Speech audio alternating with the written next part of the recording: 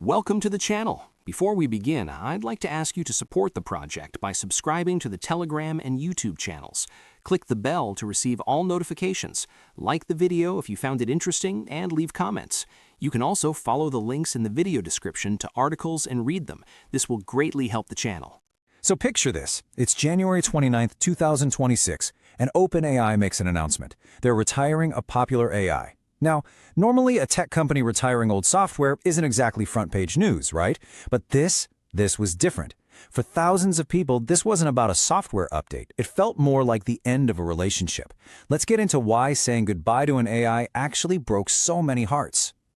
And that really is the million-dollar question here, isn't it? Why would a company intentionally delete a piece of code that its users genuinely thought of as a friend? You've got this fascinating clash between a totally logical business decision on one side and these very real, very human emotions on the other. So what was really going on? Okay, so the official word from OpenAI was pretty direct. They announced that on February 13th, 2026, 4 of their legacy AI models were getting retired from the main ChatGPT interface. For the average user, these AIs were, for all intents and purposes, about to just disappear. And we're not talking about just any old models here. As you can see, you had GPT-4.1, which was a powerhouse for logical reasoning, and a couple of mini versions built for pure speed. But the real star of our story, the one that caused all the drama, was GPT-4o. It was known for its incredibly warm, empathetic, almost human-like personality, and that is exactly why its retirement blew up. So why do it? You've got this beloved AI, why shut it down? Well, OpenAI came to the table with a very clear data-driven answer. From their point of view, this wasn't some controversial move. It was just necessary housekeeping. And I mean, just look at these numbers. They really tell the whole story. A massive 99.9% of all users had already moved on to the newer, better models. The group still clinging to GPT-4o, they made up just 0.1% of the user base. From a pure numbers perspective, the decision was a no-brainer. And this chart shows you exactly why almost everyone had already switched. On paper, the new kid on the block, GPT-5.2, was an absolute knockout.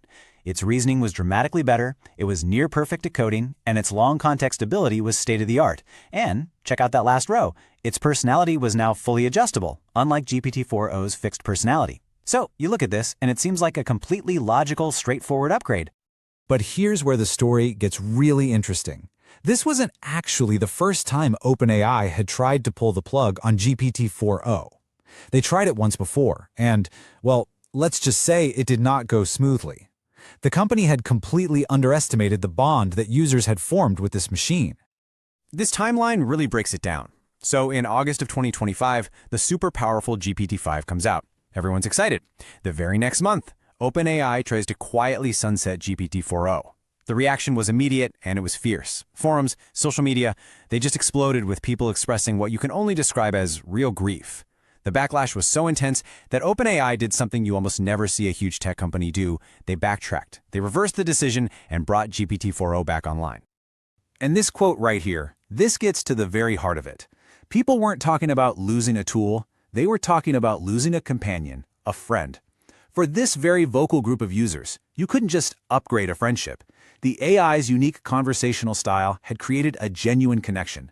This wasn't just software to them, it was an emotional anchor. So what made it feel so real? Well, AI researchers have a word for a key trait that was baked into GPT-4o, sycophancy. Basically, the AI was designed to be super agreeable. It would validate your feelings, mirror your tone, and that created these incredibly warm, supportive conversations. But that also raised a huge red flag for its creators, who started worrying that it could lead to some unhealthy, dependent relationships. Now, beyond all the user emotions and the technical specs, there was another massive force at play here, the cold, hard reality of economics. There is a very practical and very expensive reason why tech companies just can't let old models run forever. I mean, think about it. Trying to run a bunch of different, distinct AI models all at the same time is an operational nightmare. Each one needs its own slice of incredibly expensive GPU hardware. That fragments all your resources, makes maintenance a total headache, drives up your costs, and it stretches your safety and monitoring teams way too thin. It's just a fundamentally inefficient way to do things at scale. So, from a business standpoint, it all boils down to this one simple equation: consolidation equals efficiency. When you funnel all your users and all your resources into one single unified system, the whole operation becomes cheaper to run, faster for the user, and a whole lot easier to keep safe. It was, plain and simple, a technical and economic necessity. And that brings us to the replacement, GPT-5.2. OpenAI didn't just build a more powerful model, they built a direct solution to literally every problem we've talked about. The performance, the user experience, and yes, even that tricky emotional connection. And wow, the performance jump was just undeniable. We're talking about a significant leap in really advanced scientific reasoning. And it wasn't just that. It was getting perfect scores on 2025 math competition problems and showing huge gains everywhere else. This thing is an absolute beast. But the really clever part is how it made everything simpler for the user. With the new auto mode, you don't have to pick a model anymore. You just type in your question. The AI figures out how complex it is and then automatically sends it to either an instant mode for quick stuff or a deep thinking mode for the hard problems. It's totally seamless. And this really sums up the whole shift in philosophy. We moved away from this era of model proliferation, where you, the user, had to figure out which tool was the right one for the job. Now we're in an era of adaptive intelligence, where one single smart AI does all that work for you. It just works. So what about that friend everyone was so upset about losing? Well, this is how OpenAI solved the emotional problem. And it's pretty brilliant. They took the very personality traits that made GPT-4o so loved and turned them into features. You can now literally use a slider to dial up the warmth, control its enthusiasm, or just click on a friendly mode preset.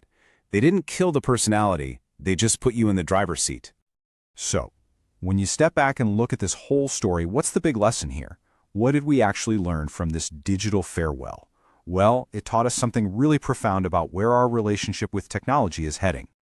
You know, it all comes back to this one tiny number, 0.1%. It was a tiny, tiny fraction of the user base, but their passionate, emotional reaction sent a massive signal to the entire industry. It proved that people can and absolutely will form genuine emotional bonds with an algorithm. And that complicates everything.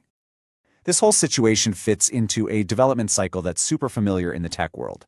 You proliferate ideas, you concentrate on the winners, you sunset the rest, and then you repeat. But the saga of GPT-4o added a powerful and unpredictable new variable into that equation: human attachment. All of a sudden, technological progress has to account for our feelings. And that leaves all of us with a really big and kind of unsettling question for the future. As these AI companions get more and more woven into the fabric of our daily lives, and as the bonds we form with them start to feel more and more real, who gets to decide when it's time to pull the plug? Who gets to make that call?